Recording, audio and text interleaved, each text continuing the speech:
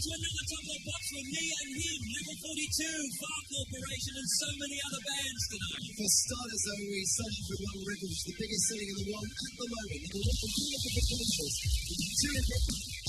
Take on me.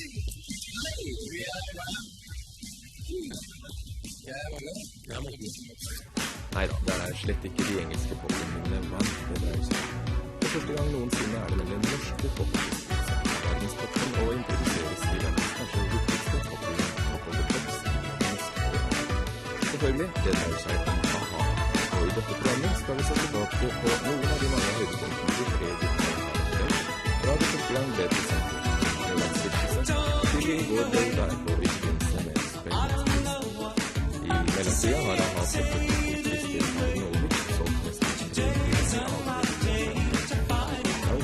Oppselere ærespriser og blitt nominert til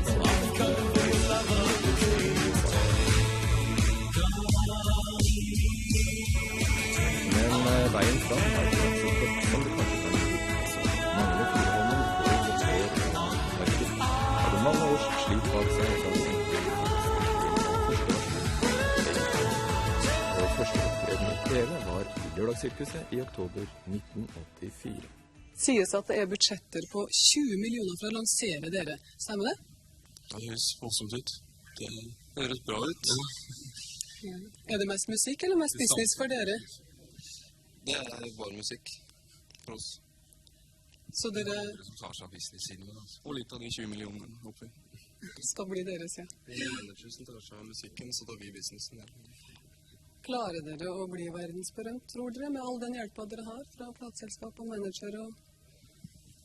Ja, håper det. Ja, du er i gang med å hjelpe oss på veien også. Ja, da skal jeg overlate podiet til dere. Hva skal dere gjøre? Skal vi spille singlen som heter Take On Me, første fra albumet. Ok, slutt på.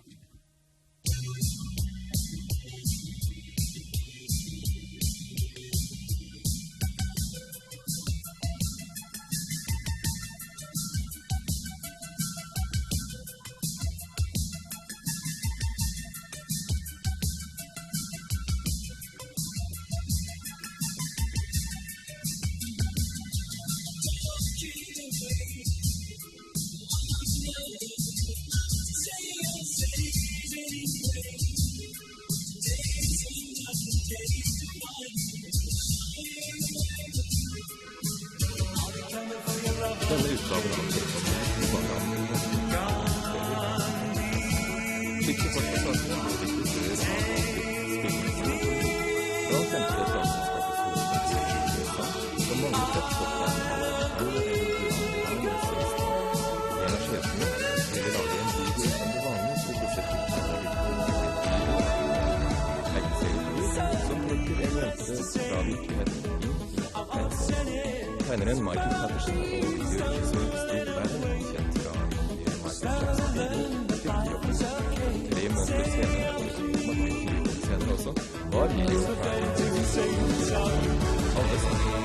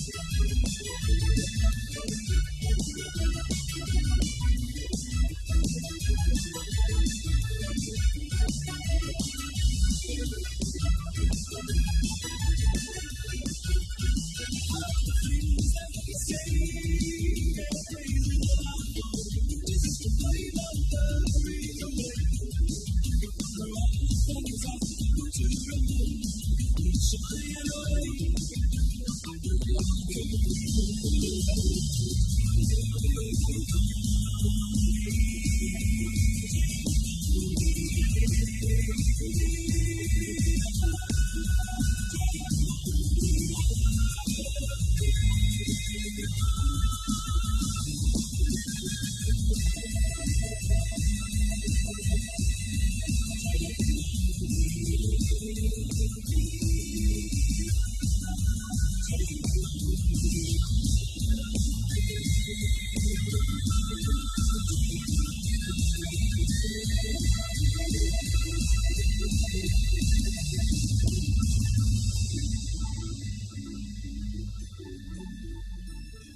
fotoøkonomien så var vi jo helt grønne innen media, liksom, så da fant vi at det beste var å legge det i.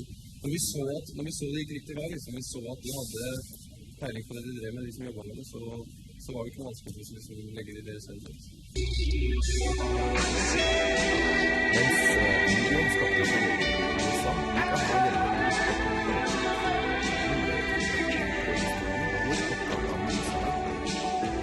så kom det til og familie var gått ut til Kristne i USA. Han gleder ikke noe, Ahas engelske manager og deres amerikanske plateselskap forberedte nå en stor investeringsstudie. 30. august 1985 kunne Morten mangle endelig sette seg på flyet for selv å ta del i den stadig økende oppmerksomheten i USA. Alle var interessert i musikken, og i de tre kjekke You had a question. You want to know about the lead singer? Is he married? I don't honestly know, but I mean, he doesn't live in this country. Does that bother you? To Norway? This, to the best of my knowledge, is the first time a Norwegian group has made it big all over the world. I don't know the answer as to why. They've been childhood friends since many, many years ago. I mean, not that they're ancient now, but they're enjoying tremendous success. Ladies and gentlemen, please greet Aha! Welcome to 60 minutes of this week's most popular music. We're off and running with our number 10 hit. Here's Aha with Take On Me.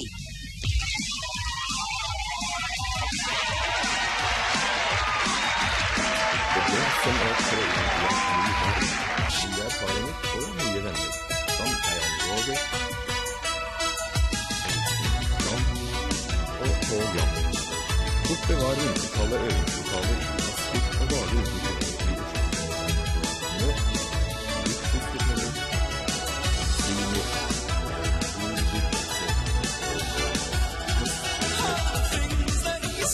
likevel, det var mest av jobber med en arbeidsliste for langsomt i går, gikk det gjett med radiointervjuer, TV-blogg, fotokontorer, intervjuer, signering, møter og møter.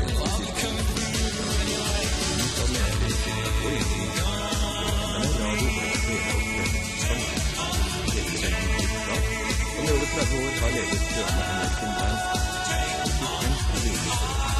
Han ble president av hjulpet av kvinner fra norske intervjuer av Burgos og Kjønner.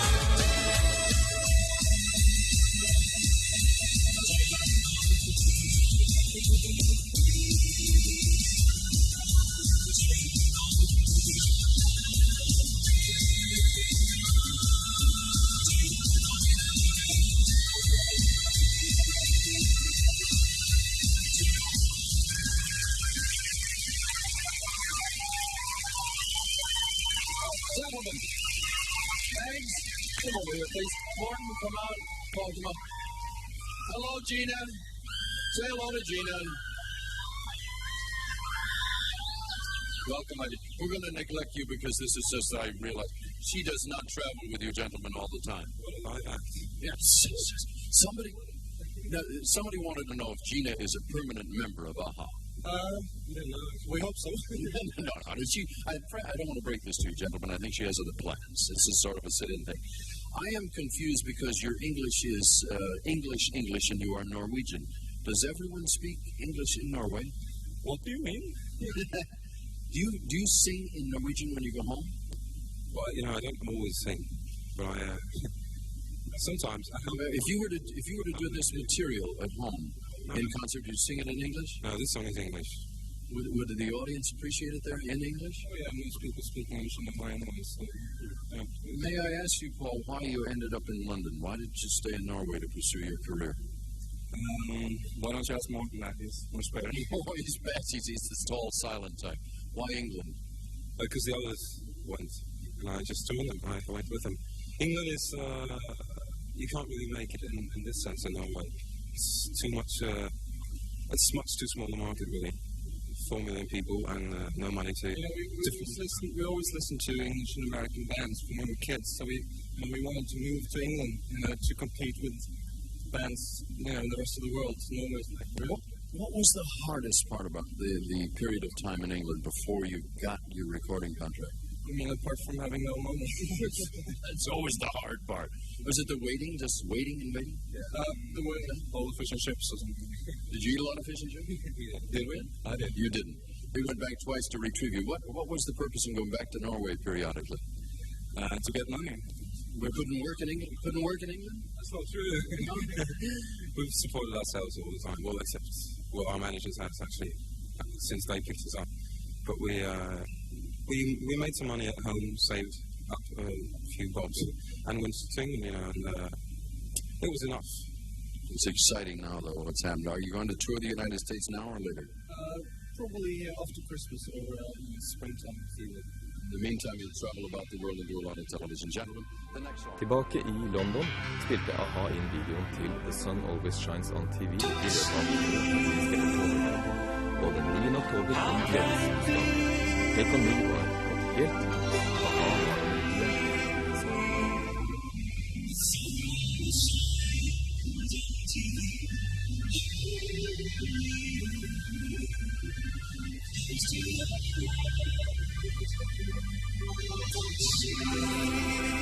Nå skulle resten av verden bestemmes. Verden trenger ikke dukket det berømte operahuset i Sydney opp i horisonten. Australia bør først og fremst få mer arbeid, men han har også å vise på flere konferanser. Uvante himmelstrøk og det spennende kulturer fikk i alle fall A-ha møte på sin verdensturné. Kanskje spesielt i Japan, et land som vanligvis velger sine egne idoler, de fleste av dem fra Japan, naturlig nok. Men som vi kan se, oppstanden var like stor her som overalt ellers. Og normal turistvirksomhet ble det ikke plass til, men det ga vel også A-ha gledelig slipp på. Vi trodde vi kom for å starte en promotion-turné nå. For å bygge opp greiene, og så kom vi dit, og så var det bare kaos med en gang. Det er liksom så umiddelbart, altså er det jo liksom som opplevd det, sant, hvis man spør på at det er et sirkus, ikke sant, det er liksom et sirkus, men det er jo ikke finner ut før det er for at du har plutselig så ferdig i sirkuset, så det er du som er i manesjen, og for hiver penger til det. Det er jo sånn etterpå, altså, for at det oppdrer liksom som det skulle gjøre.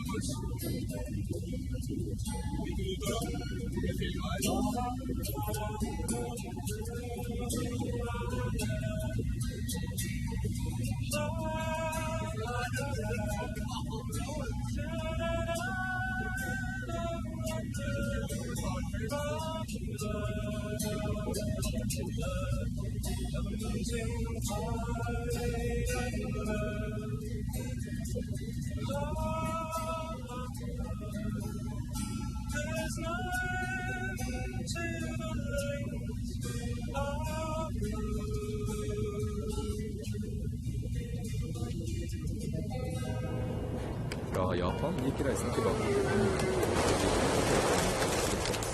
og vel hjemme i Norge ventet det største Hvis dere gjør det 3 ganger, så... Gamlelandet hadde virkelig fattet at de hadde noe verdenssteder å gjøre.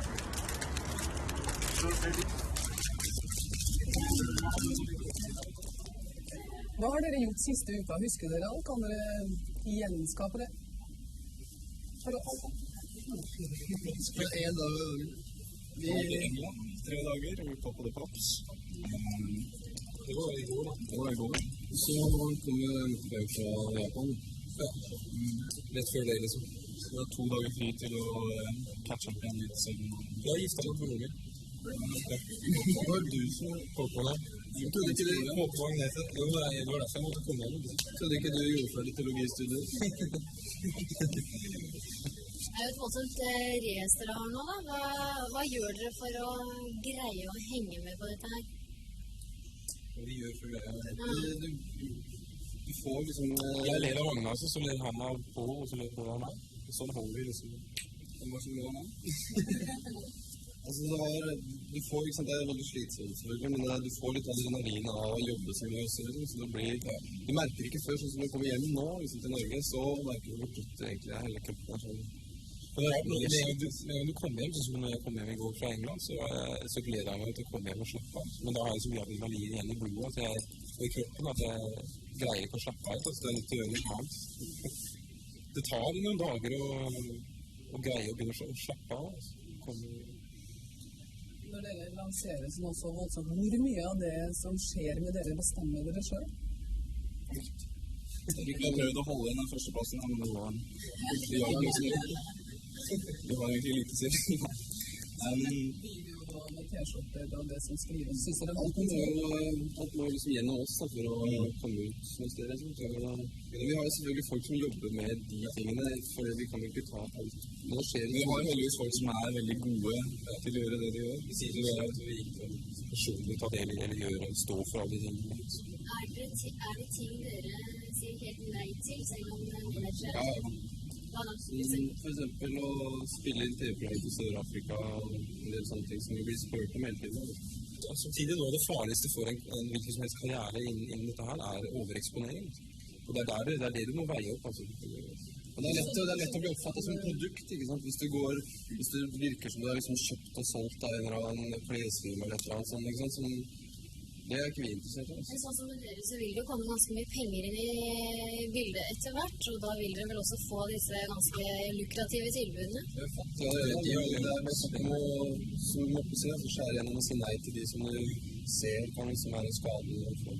Det er noen typer reklame som vil fremme bandet. For eksempel, du har sånn som Sting, som gjør reklame for amerikanske biblioteker, ikke sant? Bare han står og sitter med en bok og sier read, ikke sant? Det er mer, samtidig så har du, det synes jeg er en reklame, liksom. Det er forskjellig fra land også. Noen land er det viktig å få en reklame som du er på TV hele tiden.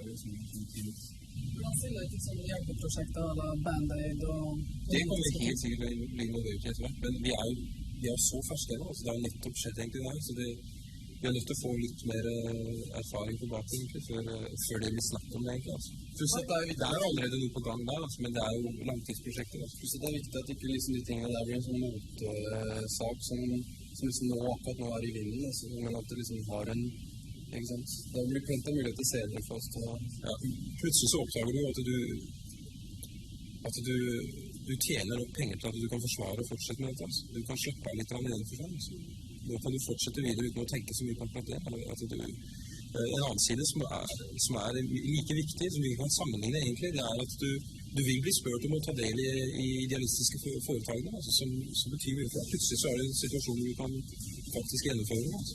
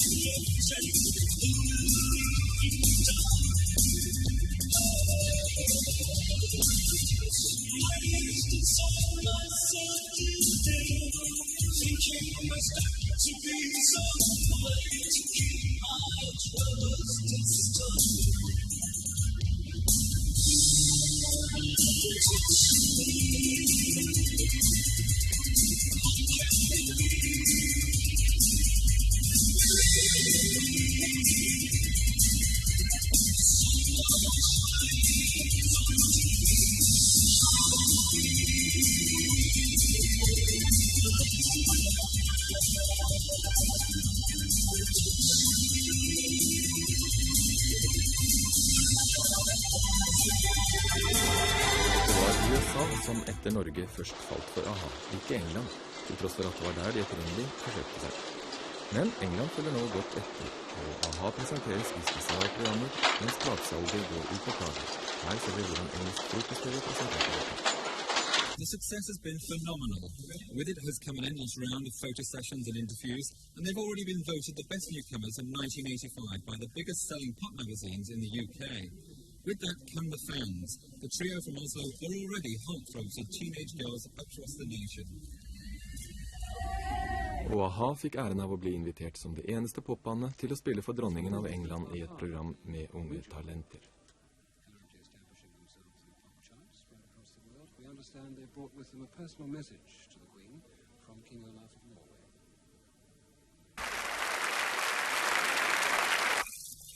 Vinner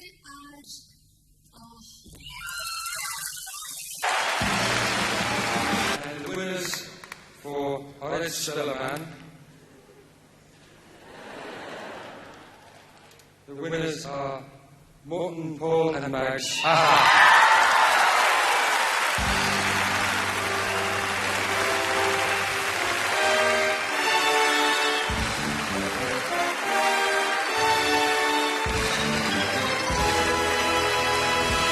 Det er musikken og videoene som har gjort det grøvste arbeidet for AHA, som enda ikke har holdt en eneste konsert.